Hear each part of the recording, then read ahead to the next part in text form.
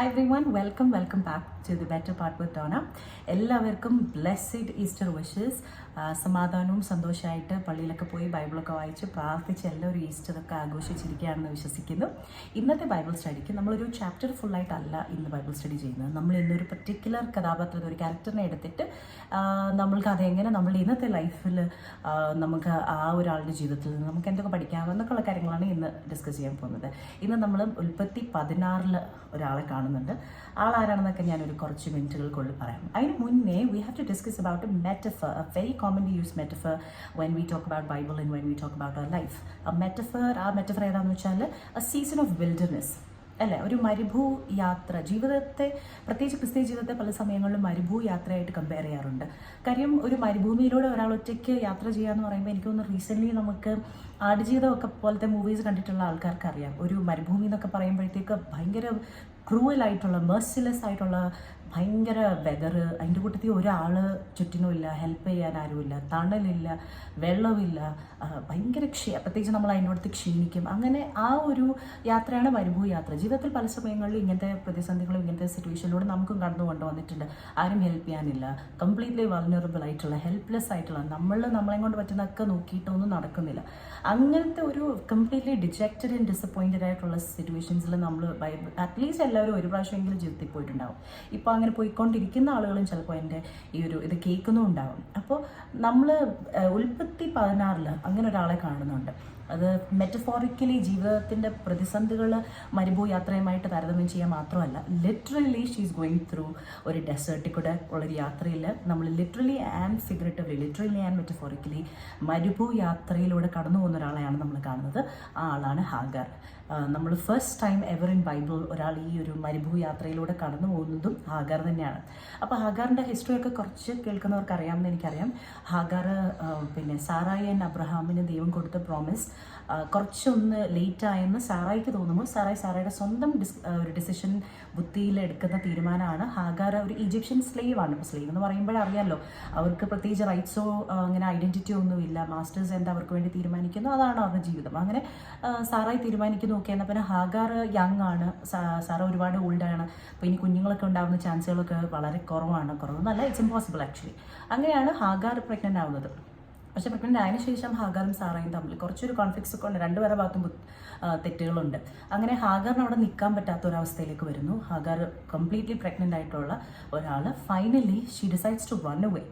And നമ്മൾ പിന്നെ ഷൂർ എന്ന് പറയുന്ന ഒരു സ്ഥലത്തിന് അരികിൽ കൂടെയുള്ള ഒരു സ്പ്രിങ്ങിലൂടെയാണ് പോകുന്നതെന്നാണ് ബൈബിളിൽ പറഞ്ഞേക്കുന്നത്. നമ്മൾ ഉൽപ്പത്തി 16:7 കാണുന്ന പോലെ, പിന്നെ യഹോവയുടെ ദൂതൻ മരുഭൂമിയിൽ ഒരു നീരുറവിൻ്റെ അരികെ, ശൂര്യന് പോകുന്ന വഴിയിലെ നീരുറവിൻ്റെ അരികെ വെച്ച് തന്നെ അവളെ കണ്ടു. അപ്പോൾ ഇവിടെ ഈ ഒരു ഒറ്റ സെൻറ്റൻസിൽ ഒരുപാട് കാര്യങ്ങൾ നമുക്ക് പറയാനുണ്ട്. മരുഭൂ യാത്ര ഞാൻ ഓൾറെഡി പറഞ്ഞു. ഹാഗാറിനെ സംബന്ധിച്ചിടത്തോളം ഈ കുഞ്ഞെന്ന് പറയുന്ന ഹാഗാറിൻ്റെ ഒരു ചോയ്സിനകത്ത് നിന്ന് വന്ന ഒരു കുഞ്ഞല്ല. അങ്ങനെ ഒരു പേർപ്പസായിട്ട് ചിലപ്പോൾ ഹാഗാറിന് അത് കാണാൻ പറ്റുന്നുണ്ടാവത്തില്ല. രണ്ടാമത്തെ കാര്യം, മാസ്റ്റേഴ്സ് ഡിസൈഡ് ചെയ്തു ഇപ്പോൾ അവൾക്കൊരു കുഞ്ഞുണ്ട്, പക്ഷേ ഇപ്പോൾ അവിടെ നിൽക്കാൻ പറ്റാത്ത ഒരവസ്ഥയായി. ഒരു സ്ലേവ് എന്ന് പറയുമ്പം പ്രത്യേകിച്ച് അങ്ങനെ വീടോ നാടോ ആരെങ്കിലും ഒക്കെ അങ്ങനെ പ്രോപ്പർട്ടി ഓൺ ചെയ്യാൻ പറ്റുന്ന ഒരാളുമല്ല. അപ്പോൾ അവിടെ നിന്ന് താൽക്കാലികമായിട്ടൊരു എസ്കേപ്പ് വേണം, ഒരു രക്ഷ വേണം. അങ്ങനെയാണ് ഇറങ്ങി ഓടുന്നത്. അപ്പോൾ ഇറങ്ങി ഓടുന്നത് മോസ്റ്റ് പ്രോബ്ലി തിരിച്ച് ഈജിപ്തിലേക്കാണ് പോകുന്നത്. കാര്യം ഷീസ് ഫ്രം ഈജിപ്ത്. ഈ ഷൂർ എന്ന് പറയുന്ന ഒരു ലൊക്കേഷൻ തരുന്നത് കാരണമാണ് അത് ഈ കനാനിൽ നിന്ന് ഈജിപ്തിലേക്ക് പോകുന്ന വഴിക്കാണ്. അപ്പോൾ അതുകൊണ്ടാണ് കൂടുതൽ ആൾക്കാരും അങ്ങനെ കരുതുന്നത്, തിരിച്ച് ഈജിപ്തിലേക്കായിരിക്കും പോകുന്നതെന്നൊക്കെ. ഇപ്പം അങ്ങനെ തിരിച്ച് മരുഭൂമിയിലേക്ക് ഒറ്റയ്ക്ക്, she's pregnant, she's alone, she's tired, ഒരുപാട് അഡ്ജക്റ്റീവ്സ് വേണമെങ്കിൽ നമുക്ക് അതിനെ കൊടുക്കാൻ പറ്റും. അങ്ങനത്തെ ഒരു അവസ്ഥയിലേക്ക്, ഒരു ലിറ്ററലി ആൻഡ് ഫിഗറേറ്റീവ്ലി മരുഭൂമിയുടെ അവസ്ഥയിലേക്കാണ് ഹാഗാർ ഇറങ്ങി ഓടുന്നത്. അപ്പോൾ നമ്മുടെ ജീവിതത്തിൽ ഇതുപോലെ പല അവസ്ഥകളും വരുന്ന സമയത്ത് നമ്മൾ പിന്നെ ഇതുപോലെ പ്രതിസന്ധികളൊക്കെ എല്ലാവരുടെ ജീവിതത്തിലും ഉണ്ട്. അപ്പോൾ തുടക്കമൊക്കെ നമുക്ക് വലിയ പ്രശ്നമില്ല, നമ്മൾ പ്രാർത്ഥിക്കുന്നു, നമ്മൾ ബൈബിൾ വായിക്കുന്നു, പള്ളിയിൽ പോകുന്നു. കുറച്ചുകൂടെ കഴിയുമ്പോഴത്തേക്ക് പ്രതിസന്ധികൾ കുറച്ചും കൂടെ ഒക്കെ ഒന്ന് കൂടാനായിട്ട് തുടങ്ങും. നമ്മളുടെ പ്രാർത്ഥന നമ്മളപ്പോൾ കുറച്ചൊന്ന് ശക്തിപ്പെടുത്തും. പക്ഷേ പിന്നെയും പ്രതിസന്ധികൾ കൂടുന്ന പോലെ വരുന്നു. അതായത് ഇതിനൊരു എൻഡില്ലേ എന്ന് തോന്നുന്നു. മറ്റാളുകൾക്കൊന്നും കുഴപ്പമില്ലല്ലോ, ഞാൻ പ്രാർത്ഥിക്കാൻ തുടങ്ങിയപ്പോൾ ഇങ്ങനെ കൂടുതൽ എന്നൊക്കെ നമുക്ക് തോന്നിയിട്ട് what happens is that we go back to familiar, we go back to what we have known all the time. നമ്മൾ ഇപ്പോൾ തിരിച്ച് ഈജിപ്തിലേക്ക് പോകുന്ന പോലെ we go back to our old habits, we go back to old decisions. most probably കുറേ toxic ആയിട്ടുള്ള കാര്യങ്ങളൊക്കെ അതിൻ്റെ ഇടയ്ക്ക് വരാറുണ്ട്. So when life gets too overwhelming and when life gets tough, rather than moving forward, I think it is easier for us to actually go backward. going back to our old habits and decisions, even if it's not really God friendly. അപ്പോൾ അതുപോലെയാണ് ഹാഗർ. പക്ഷേ ഇവിടെ ഹാഗറും ചെറിയൊരു difference ഉണ്ട്. ഹാഗർ പ്രാർത്ഥിക്കുന്നതായിട്ട് കാണുന്നില്ല. Hagar is A slave. അപ്പോൾ എന്താ യഹോവയായ ദൈവം അല്ല ഒറിജിനലി ഹാഗറിൻ്റെ ദൈവം. ഇനി ഹാഗറിന് എന്തെങ്കിലും ദൈവം ഉണ്ടോ എന്ന് അറിയില്ല, ഉണ്ടെങ്കിൽ തന്നെ പിന്നെ അത് യഹോവയായ ദൈവമല്ല. പക്ഷേ ഇവിടെ വന്നതിന് ശേഷം അബ്രഹാം പ്രാർത്ഥിക്കുന്നതും ഒക്കെ കണ്ടിട്ട് ചിലപ്പോൾ യഹോവയായ ദൈവത്തെ പറ്റി അറിയാമായിരിക്കാം, എപ്പോഴെങ്കിലും പ്രാർത്ഥിച്ചിട്ടുണ്ടാകും. പക്ഷേ ഈ ഒരു പെർട്ടിക്കുലർ സിറ്റുവേഷനിൽ പ്രാർത്ഥിക്കുന്നതായിട്ട് കാണില്ല. പിന്നെ ഹാഗർ ഇറങ്ങി ഓടുന്നതായിട്ടാണ് കാണുന്നത്. അപ്പം ഇതിൻ്റെ അപ്പോൾ വി സീ എ ഗോഡ്. നമ്മൾ പല സമയങ്ങളിലും ഉണ്ട്, we come to a situation where we are too tired to pray. ഹാഗറിൻ്റെ ഒരു ലൈഫിനെ വേണം നമുക്ക് അങ്ങനെ കാണാം. അതായത് ഹാഗറിൻ്റെ ഒരു അവസ്ഥ ചിന്തിക്കാവുന്നതേ ഉള്ളൂ. നമ്മൾ ഞാനിപ്പോൾ ആടുജീവിതം മൂവി പറഞ്ഞല്ലോ, അവിടെ പൃഥ്വിരാജിൻ്റെ വേറെ ഒരു പ്രഗ്നൻറ്റ് ലേഡീനെ അങ്ങോട്ട് വെക്കുക. That's it. A slave. ആർക്കും വേണ്ടാത്ത, ചോദിക്കാനും പറയാനൊന്നും ആരും ഇല്ലാത്ത ഒരു സ്ലേവ് സ്ത്രീ, പ്രഗ്നൻറ്റ്, ടയേർഡ്, വെള്ളം കുടിക്കാൻ കാണത്തില്ല, ഫുഡ് കാണത്തില്ല, വെദർ ഈസ് അൺബിലീവബിൾ. അങ്ങനത്തെ ഒരു സിറ്റുവേഷനിലൂടെ പോകുന്ന ഒരു ഹാഗർ. അപ്പോൾ ഹാഗർ ഒരിക്കലും പ്രതീക്ഷിക്കുന്നതേയില്ല ദൈവം ഹാഗറിനെ കാണുന്നു. കാര്യം ഒരു മാസ്റ്റേഴ്സിനെയൊക്കെ ചിലപ്പോൾ ദൈവം കാണുമായിരിക്കും, ഒരു സ്ലേവായ ഹാഗറിനെ കാണാൻ ഹാഗറിന് യോഗ്യത ഉണ്ടെന്നുള്ളത് ഹാഗർ ഒരിക്കലും ചിന്തിക്കുന്നില്ല. അപ്പോൾ അങ്ങനത്തെ ഒരു ഹാഗറിനെയാണ് നമ്മൾ അവിടെ കാണുന്നത്. അടുത്ത തിങ് എന്ന് പറയുന്നത്, ഈ മരുഭൂയാത്രേനെ പല സമയങ്ങളും നമ്മളൊരു പണിഷ്മെൻ്റായിട്ടാണ് കാണാറ്. കാര്യം ഒന്നും നല്ലത് സംഭവിക്കാത്ത ഒരു സീസൺ ഓഫ് അവർ ലൈഫ് അത് എല്ലാവർക്കും ഉണ്ട്. അതായത് ഇൻ്റർവ്യൂസ് കൊടുത്തിരിക്കുന്നു, ഒരു ജോബ് പോലും കിട്ടുന്നില്ല. അല്ലെ ഓൾറെഡി ഉള്ള ജോബാണെങ്കിൽ സ്റ്റക്കായിട്ട് ഇരിക്കുകയാണ്, അതിനകത്ത് പ്രൊമോഷൻസ് ഇല്ല, അതിനകത്ത് നല്ലതെന്ന് പറയാനായിട്ട് പ്രത്യേകിച്ച് ഒന്നുമില്ല, ഒരു ജോലി ഉണ്ട്, അല്ലെങ്കിൽ വിവാഹം താമസിക്കുന്നു, അല്ലെങ്കിൽ വിവാഹം കഴിച്ചിട്ടുള്ള പ്രശ്നങ്ങൾ, അല്ലെങ്കിൽ കുഞ്ഞുണ്ടാവാനായിട്ട് താമസം, അല്ലെങ്കിൽ ഒരു അസുഖം വരുന്നു, അതിന് ആ ഒരു അസുഖത്തിനകത്തും കൂടെ നാവിഗേറ്റ് ചെയ്യുകയാണ് വർഷങ്ങളായിട്ട്, കാലങ്ങളായിട്ട്. അങ്ങനെ ഈ ഒരു സീസൺ ഓഫ് വിൽഡർനെസ് എന്ന് പറയുന്നത് പല രീതിയിൽ നമ്മളെല്ലാവരും അനുഭവിക്കുന്ന ഒരു കാര്യമാണ്. പല സമയങ്ങളിൽ നമ്മൾ അതിനൊരു പണിഷ്മെൻ്റ് ആയിട്ടാണ് കാണാറ്. കാര്യം it's easy to see like a punishment. കാര്യം ഇറ്റ്സ് ലൈക്ക് എ പനിഷ്മെൻറ്റ്. എന്നാൽ നമ്മൾ ഹാഗാറിൻ്റെ ഒരു ജീവിതത്തിൽ നമുക്ക് മനസ്സിലാവുന്നത് ഇങ്ങനത്തെ വിൽഡർനെസ്, ഇങ്ങനത്തെ മരുഭൂമി എന്ന് പറയുന്നത് എപ്പോഴും it's not always a punishment. Sometimes it's a chance for divine encounter where God can meet us halfway. ആ ഡെസ്റ്റിനേഷൻ എത്തിയിട്ടല്ല ഗോഡ് കാണുന്നത്, തുടക്കത്തിലും അല്ല. But why? ബിക്കോസ് ഈ ഒരു വിൽഡർനെസ്സിൻ്റെ സീസൺ ഈസ് ഇമ്പോർട്ടൻറ്റ്. കാര്യം നമ്മൾ ഇങ്ങനത്തെ ഒരു സീസണിൽ കൂടെ പോകുമ്പോഴേ ഉള്ളൂ ഫൈനലി നമ്മൾ സറണ്ടർ ചെയ്യുന്നത്. ഇല്ല, നമ്മൾ ഒരിക്കലും സറണ്ടർ ചെയ്യത്തില്ല. ആരെങ്കിലുമൊക്കെ ഹെൽപ്പ് ചെയ്യാനുണ്ട്, അല്ലെങ്കിൽ നമുക്ക് വേറെ എന്തെങ്കിലുമൊക്കെ മാർഗ്ഗങ്ങളുണ്ടെങ്കിൽ ഒരിക്കലും നമ്മൾ ദൈവത്തിനടുത്ത് പോകത്തില്ല. ഫൈനലി ഒന്നും ആരും ഹെൽപ്പ് ചെയ്യാനില്ല, നമ്മളെ കൊണ്ട് പറ്റുന്ന മാനുഷികമായി പറ്റുന്ന കാര്യങ്ങളൊക്കെ കഴിഞ്ഞു. അപ്പോഴാണ് ഈ ഒരു വിൽഡർനെസ് ശരിക്കും തുടങ്ങുന്നത്. അത് പണിഷ്മെൻ്റായി തോന്നുമെങ്കിലും but it is actually A chance four A divine encounter. കാര്യം അപ്പോൾ ദൈവം നമ്മളോട് എന്തെങ്കിലും സംസാരിച്ചാൽ നമുക്ക് കേൾക്കാനായിട്ട് പറ്റും. കാര്യം നമ്മളുടെ ഹെഡ് സ്പേസിലുള്ള നോയ്സസ് ഒക്കെ ആ സമയത്ത് കാം ഡൗൺ ആയിരിക്കും. കാര്യം we are vulnerable at that point. പീക്കാണ് ആ സമയത്ത്. പലരും ബ്രേക്ക് ഡൗൺ ആയിട്ട് കരച്ചിലോ അല്ലെങ്കിൽ നമ്മളിപ്പോൾ വിളിക്കുന്ന പോലത്തെ ഡിപ്രഷൻ, അങ്ങനത്തെ അവസ്ഥകളിലൊക്കെ ഇവിടെ ആയിരിക്കും ആൾക്കാർ പോകുന്നത്.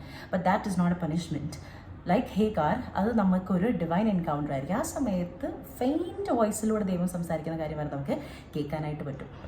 So a season of wilderness is not always a punishment. Sometimes it also can be a chance for a divine encounter where God will meet us halfway. ദൈവം ഹാഗാറിൻ്റെ അടുത്ത് ഒരു കമാൻഡ് ലാസ്റ്റിൽ പറയുകയാണ്, നിന്റെ യജമാനത്തിൻ്റെ അടുക്കൽ മടങ്ങി ചെന്ന് അവൾക്ക് കീഴടങ്ങിയിരിക്കുക എന്ന് കൽപ്പിച്ചു.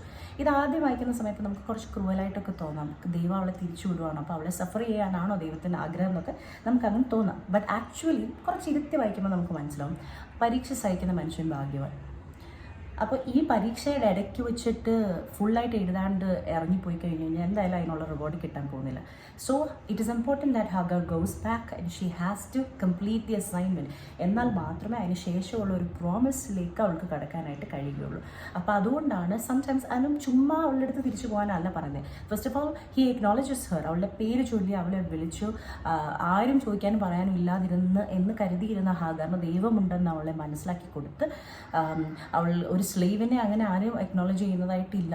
ആൻഡ് അവൾ for her that means a lot. അത് കഴിഞ്ഞതിന് ശേഷം അവളെ റീഅഷ്യൂർ ചെയ്ത് ഇതിന് ശേഷം ഇവൾ ഈ അസൈൻമെൻറ്റ് പൂർത്തിയാക്കുമ്പോൾ ഒരു വലിയ promise is for Ishmael actually.